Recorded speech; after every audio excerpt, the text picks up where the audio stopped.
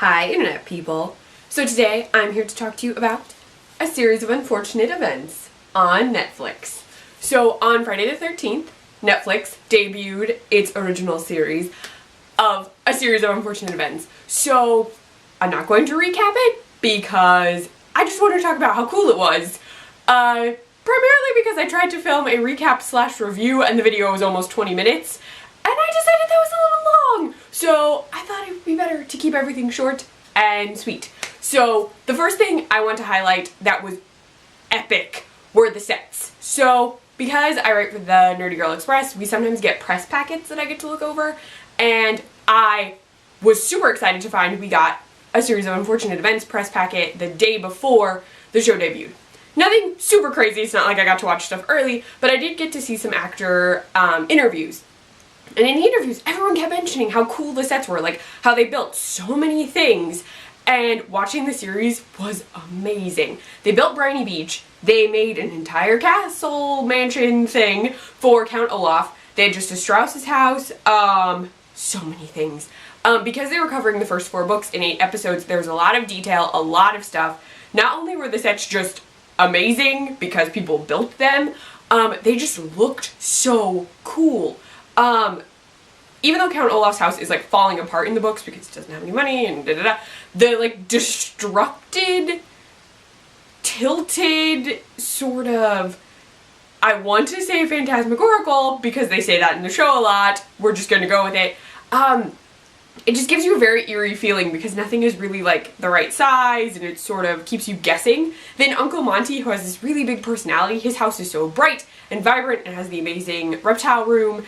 And then Aunt Josephine's house with the wide window has the massive window, but it also, like, the darkness of it, the, like, compactness of the house that makes you realize that she's literally living alone in this tiny place. Like, that was so cool because they have to make it look like she doesn't touch anything. And then the miserable mill itself was just, like, huge. And then, like, the optometrist office was so detailed and just all of it was so detailed. So much effort was put into it to make it, like, they're happy at Uncle Monty's and so everything is very bright, and then everywhere else they're not happy and so it's all very dark and grim, and it sort of adds to the feeling that they're upset because everything is just kind of dark. Also, the anxious clown, that was so cool, and the little, like, logo for the restaurant, I want that on a t-shirt. So a series of unfortunate events needs to have merch. I'm gonna guess through Hot Topic if they have any eventually, because Stranger Things was. So if you do, can you just make a shirt with the Anxious Clown logo on it that I can wear a lot? Or a hat, something? Okay, so sets, super, super amazing. Then the acting, all the acting was fabulous. So I was already excited because Neil Patrick Harris was playing Count Olaf, and then he showed up and I watched him and he was funny and terrifying, and each of his disguises, okay, Count Olaf, we always know, is in disguise. Like, you know, the Baudelaire children know, you just know. But he's so good at playing the, like, characters and slipping in and out of Count Olaf.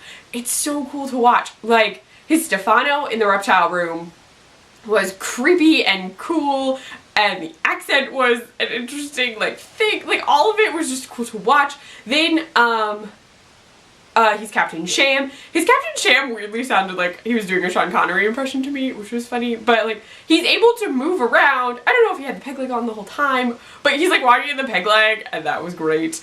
And then he plays a woman in The Miserable Mill because he's, Shirley. And his outfit was hilarious, and I loved that they showed him, like, with his dress, like, pulled up so you could see the padding underneath, and just all the things that were happening. He also ran way better in heels than I ever could. It was just, he did such a good job. He's, like, creepy and funny, and you can, like, his setup for everything is just so well done. And he sang the theme song.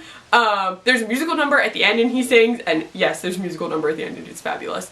But he was great. I have stuff pulled up on my phone so that I get all the Guardians' names right because I couldn't remember everyone's name. Okay, Joan Cusack plays Justice Strauss. She was so good. I was just like super pumped she was in it. She made a vague reference to the Addams Family, which made me smile. But she's so good at flipping from like super nervous to super excited, because she is nervous. She's a nervous character during the production, and she like has so much love for the Baudelaires, and her like expression of that was really good. Then Alfred Woodard, I hope I'm saying that right, is Aunt Josephine. She was great. Her like panic and everything happening, like she's in love, she's panicking about everything, she's freaking out, she's correcting grammar, like all of her, like it was so much like the character. Like she was perfect as Aunt Josephine. Then Asif Mandvi, I screwed that up because I wrote it backwards. I'm sorry if I screw up your names.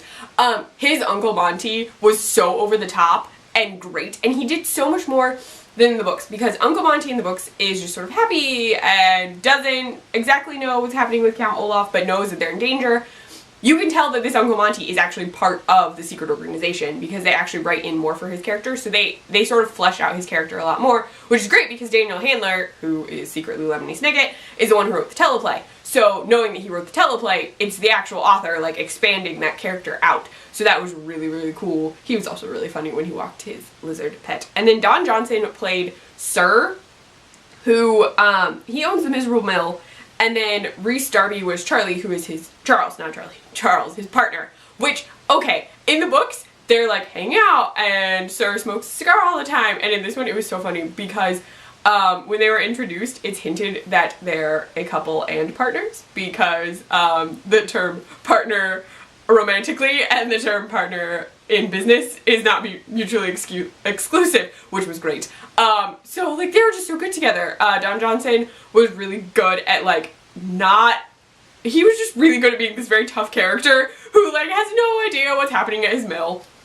And the actor playing Charles was just, his like sort of Smithersy behavior, that's what I'm gonna call it, was so funny. He like leans in for a kiss. It was adorable. Then two more main characters. Patrick Warburton as Lemony Snicket is making my life. Like throughout, he's so good. I actually attempted a Lemony Snicket-esque outfit. But in the books, Lemony Snicket does pop in and out to like tell you what's going on or try and distract you from how terrible the story is. And Patrick Warburton's version of that is so good. He like pops up, he moves the camera around. He's also just a very, I want to say dynamic, that's what we're going with. He draws your attention in, he has a very big personality, so watching him be Lemony Snicket is really good. He's so good at it. Like, he was perfect. And then Mr. Poe, oh my gosh, him and his wife, I remember them in the books. I was so glad that we actually got the time while they're at the Poe house and we got to hear about the Poe family a little bit. His cough, I know that Mr. Poe coughs in the book, but having to do that on command is ridiculous. It has to be hard. It has to be. It's so great. Like, it's gross and funny, and his wife is very fun, because I don't remember his wife in the book at all. Speaking of things I don't remember from the book at all, his secretary, Jacqueline, that woman is amazing, and so is Gustav, who was mentioned in the books but never seen. I don't remember those two characters appearing physically in any of the books, and they're so important at the beginning of the story because they're actually like building up the fact that there is a secret organization that the Baudelaires are connected to, which is so cool because in the books you had no idea. Like, you did not know what was going on. You were as in the dark as the orphans, and now you're getting like, oh my gosh, people are actually doing stuff, like stuff is happening. Like, Jacqueline goes after Count Olaf, which is so cool. It's such a good buildup of stuff. But they're really good. Like, the buildup of everything with the secret organization is great because we can see people who are involved just like popping up periodically, and you're like, oh my gosh, they're there. They're trying to help. So that like they're not alone, but they don't know they're not alone. Then speaking of orphans, Klaus, Sunny, and Violet. And while Sunny, while I know Sunny is literally a tiny child who is being voiced by Tara Strong, the subtitles they have for her are so funny. Like, she's great. She asks about Tito Puente all the time. Tito Puente. I said it wrong. I did. But it's so funny. Her one-liners are great. She's so, like, she's so sassy. Like, all of the subtitles for her are sassy. Melina Weissman as Violet has been she's so good to watch. She's concerned and trying to protect everyone, and she's a very confident actress. Like, she's doing a lot. She also she's the one consistently holding Sunny, even if it's not actual Sunny and it's the doll. But like, she has to act while holding something almost the entire time. And then, oh my gosh, Louis Hines? I'm sorry. I think it's Louis Hines. as Klaus is the funniest thing in the world. He is so good at giving these facial expressions. They're just like, are you kidding me? What is wrong with you? Like, he's, every time, even when he's not like in center of frame, his face is just like, what is wrong with all of you people? We're in danger. Like, he's so good. He's so, like, my friend called him emo while we were watching it, and that's not what I was gonna say, but he's just more like, everyone is dumb, why aren't you helping us? Like, the whole time. It's consistent, and it's so good. Okay, now, in connection to actors, the one thing that completely blew my mind, okay, throughout, we're introduced to characters called Mother and Father, and it's Kobe Smulders and Will Arnett. And I'm like, oh my god, the Baudelaires aren't dead. Immediately, that's what I thought. Their Baudelaire parents are not dead. Because they're talking about how they're going to get back to their kids, they're going to do all this stuff, which would be amazing because in the books, dead as a door now. They're not coming back. So I'm thinking, like, oh my gosh, they're alive, they're alive, they're alive. I'm so excited. Yeah, no, the setup for that is so cool. Like, you find out that the VFD is very aware of what's going on. We also learn that they're connected to all the same people that the Baudelaires are, like the Baudelaire children. While it keeps going, you're thinking, oh my gosh, they're the parents, they're gonna come back. Well, at one point in the story, we're introduced to 3 triplets who exist in the book series. They're not mentioned by name, we just see 3 children of the exact same age waking up in the morning to pancakes. Well, I'm thinking, there's this yellow door, they did this on purpose, they totally did. There's a yellow door, and they tell the Baudelaires that they have guests while they're at the Lucky Smells lumber mill. They go to the yellow door. The parents that we've been seeing are also at a yellow door. Issue is, when the yellow doors are opened, yeah, that's not what happens. I was so mad. I felt so dumb, but it was so good. Like, it's so well written and done. Like, the writing, the setup, it's so good that while I'm angry, I understand the misdirect. It was literally to make me like, no! It turns out that those parents are not their parents. They're the parents of the Quagmire triplets. So they didn't explain the Quagmire triplets. If you've read the books, you know that the Quagmire triplets appear in book 5, which is the austere academy that takes place at Preparatory Academy, which we saw at the end of episode 8. The Quagmire triplets' parents also die in a terrible fire, much like the Baudelaire children. The thing is that in the books there's always only 2 Quagmire triplets. Well, there's not always. You meet 2 Quagmire triplets. That's what I'm going to say. That makes more sense. You meet 2 Quagmire triplets who refer to themselves as triplets because they are triplets. But you never got to see their family in the books ever. You just met them and learned that they had a similar thing happen to them that happened to the Baudelaires. In this, we actually know what happened to their parents because we saw it happen. I'm very sure that the women with powdered white faces burned down their house because those outfits look like women in powdered white faces. I'll explain hench people in a sec. Because they were really good too. But yeah, that entire thing, I was like, no. I mean, it's really cool that the Quagmires are already picked and they're there and they show up at the end of 8 and they've been in the thing. But I was so mad that the Baudelaire parents were actually dead. It's tragic. It's very unfortunate. Okay, so my final thing is the hench people. If you read the book, Olaf's hench people don't really do a lot of talking. They're there, they are characters, but their whole setup is just helping Count Olaf. In this, they have way more setup. Now admittedly, the largest henchman, I don't know what his character name is, he does some, like, he's really funny, but he's not in all the episodes, and when he is, sometimes he's just kind of like standing.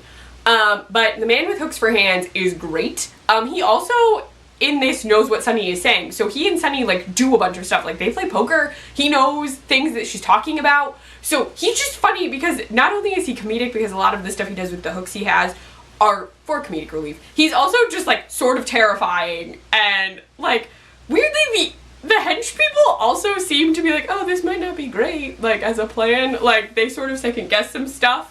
The women with powdered white faces are great. They literally finish each other's words in some of them. They're doing such a good job. Like, so good together. I think they're twin sisters. So they're just great overall. My favorite hench person is probably the hench person of indeterminate gender. I'm gonna say they. I think the person playing them is actually male. Just, I think. But, they are so funny. Because they're really like, what? No, this is, why, what? Like, they are freaked out by stuff, or point out that this, like, they ruined an entire plan in the reptile room, which is great. It's just, that specific character gets more, like, funny one-liners than the others, which is really, really good. So, I loved this. I need a season 2 right away, Netflix. Just Give it to me. Give it to me right now. That musical number at the end was also really, really, like, it was funny because it existed in a show that is full of tragedy. And it was just, I just loved it. But it was so good. Everything about this was so good. It was even better than I expected. I'm so happy. It was a billion times better than the movie that existed forever ago. Yeah, I just need a season 2, like, right away. Just don't let anyone leave. Just make them keep filming. Don't let them have lives. I just want more. Next Friday the 13th. More episodes. Thanks. That probably won't happen, but I really, really hope we get them very soon. If you haven't watched it and you watch this video, you should definitely go watch it because I've told you a bunch of stuff. But it's so good. But anyway, if you like this video, please give it a thumbs up. If you want to see more of me, please subscribe. Share in the comments what your favorite parts were, what you think of my lemony snickety outfit. Sure. You can find me on Twitter at Kleffnotes, on my blog, kleffnotes.wordpress.com, or at the Nerdy Girl Express, thenerdygirlexpress.com, or on their Snapchat, the Nerdy Girl EXP, and I post recipes on the iZombieSport group site, iZombieSportgroup.com. Bye, Internet people!